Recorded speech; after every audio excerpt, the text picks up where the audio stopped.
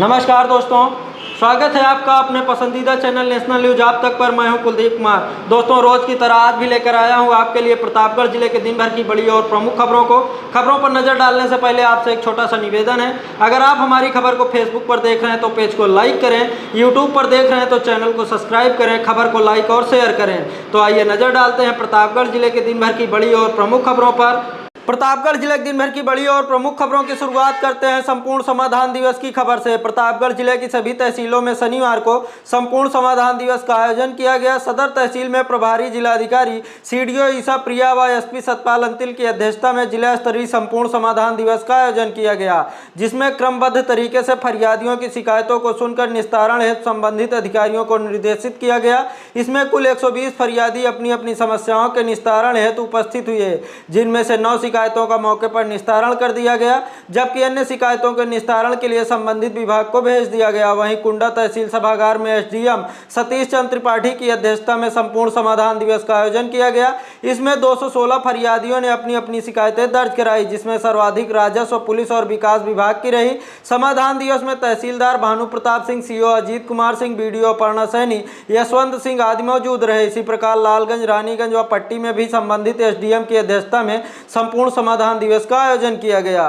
अगली बड़ी खबरों में बढ़ते हैं एनडीआरएफ और जिला प्रशासन द्वारा भूकंप आपदा को लेकर किए गए संयुक्त अभ्यास के खबर की तरफ। आजादी के अमृत महोत्सव के अंतर्गत आपदा जोखिम और न्यूनीकरण हेतु कमांडेंट मनोज कुमार शर्मा के कुशल दिशा निर्देशन में 11 एनडीआरएफ और आरसी की टीमें विभिन्न एजेंसियों के साथ सामंजस्य स्थापित करने हेतु संयुक्त मॉक अभ्यास का आयोजन कर रही है। इसी कड़ी में श्री राम बालिका इंटर कॉलेज चिलबिला में एनडीआरएफ के सहायक कमांडेंट स्वराज कमल की अगुवाई में जिला आपदा प्रबंधन प्राधिकरण और जिला प्रतापगढ़ के अन्य हितधारकों द्वारा संयुक्त रूप से भूकंप पर एक मॉक अभ्यास आयोजित किया गया। भूकंप आने से स्कूल की बिल्डिंग क्षतिग्रस्त हो गया और बिल्डिंग में प्रवेश के सारे रास्ते बंद हो गए तथा कुछ बच्चे बिल्डिंग में फंस गए, जिन्हें बिल्डिंग की दीवारों को काटकर एवं रोप रेस्क्यू के माध्यम से एनडीआरएफ की टीम द्वारा सुरक्षित बाहर निकाला गया तथा प्राथमिक उपचार के बाद एम्बुलेंस से अस्पताल भेजा गया। यह पूरी कवायद इंसिडेंट रिस्पांस सिस्टम के दिशा निर्देशों के अनुसार आयोजित की गई और पूरी प्रक्रिया का पालन किया गया। मॉक अभ्यास कार्यक्रम के दौरान अग्निशमन विभाग द्वारा गैस सिलेंडर में आग लगने पर कैसे सिलेंडर की आग को बुझाया जाए, इस प्रक्रिया के संबंध में जानकारी दी गई। इसके अलावा यदि बिल्डिंग के तृतीय तल पर आग लगती है तो हाई प्रेशर मशीन के माध्यम से कैसे आग को बुझाया जाए, इस प्रक्रिया को करके दिखाया गया। आग लगने पर किसी भी दूसरे या तीसरे मंजिल से व्यक्ति को कैसे बचाया जाता है, उस प्रक्रिया को अग्निशमन विभाग द्वारा दिखाया गया। प्रीआरडी विभाग के जवानों द्वारा भूकंप आने पर स्कूल के बच्चों को बचाने के प्रयास को दिखाया गया। कार्यक्रम के अंत में अपर जिलाधिकारी वित्त एवं राजस्व त्रिभुवन विश्वकर्मा ने संयुक्त मॉक अभ्यास हेतु NDRF, police, home guard, DDMA, PRD के जवानों, स्वास्थ्य विभाग, एनसीसी, स्काउट एवं गाइड को धन्यवाद ज्ञापित किया और कहा कि एनडीआरएफ एवं अग्निशमन द्वारा किए गए कार्यक्रम से सीख लेने की आवश्यकता है, जिससे हम दैवीय आपदाओं से निपटने में सक्षम हो गए। आपदा से पूर्व तैयारी में ही समझदारी है। इस दौरान एनडीआरएफ के सहायक कमांडेंट स्वराज कमल, प्राचार्य अफीम कोठी शिव प्रकाश, पीआरडी विभाग के कंपनी कमांडेंट आदि लोग मौजूद रहे। अगली बड़ी खबरों में बढ़ते हैं पट्टी की तरफ, जहां पर जमीन के विवाद में युवक को लाठियों से पीट व चाकुओं से हमला कर मौत के घाट उतार दिया गया। सूचना पर पहुंची पुलिस ने शव को कब्जे में लेकर पोस्टमार्टम के लिए भेज दिया। पट्टी कोतवाली इलाके के नोही गांव के रहने वाले राजकुमार चौहान काफी वृद्ध हो चुके हैं। उनके 2 बेटों जयनाथ तथा रघुनाथ में जयनाथ सबसे बड़ा है। जयनाथ के 3 बेटे हैं, सूरज, धीरज और रोहित। वहीं रघुनाथ के भी 3 बेटे राजदेव, राहुल, बबलू चौहान हैं। रघुनाथ की मौत लगभग 5 साल पहले हो चुकी है।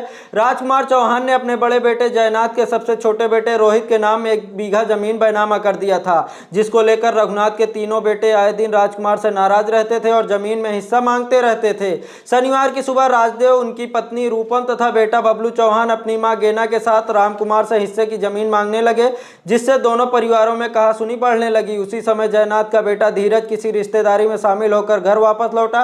कहासुनी और मारपीट की नौबत को देखते हुए झगड़ा शांत कराने के लिए पहुंचा तो राजदेव अपनी पत्नी रूपम, भाई बबलू तथा मां गेना के साथ धीरज पर टूट पड़ा और लाठियों से पीट कर नीचे गिरा दिया। उसके बाद राजदेव और बबलू चौहान ने उसके गले, आंख के नीचे तथा शरीर पर चाकुओं से कई वार कर दिए, जिससे वह लहूलुहान होकर तड़पने लगा। शरीर पर तथा सिर पर कई जगह चोट होने के कारण थोड़ी देर में उसकी मौत हो गई। इसकी सूचना थोड़ी देर में पुलिस को ग्रामीणों ने फोन पर दिया तो मौके पर पट्टी कोतवाल नंदलाल सिंह मौके पर पहुंचे तो आरोपी वहां से फरार हो चुके थे। पुलिस ने शव को कब्जे में लेकर पोस्टमार्टम के लिए भेज दिया।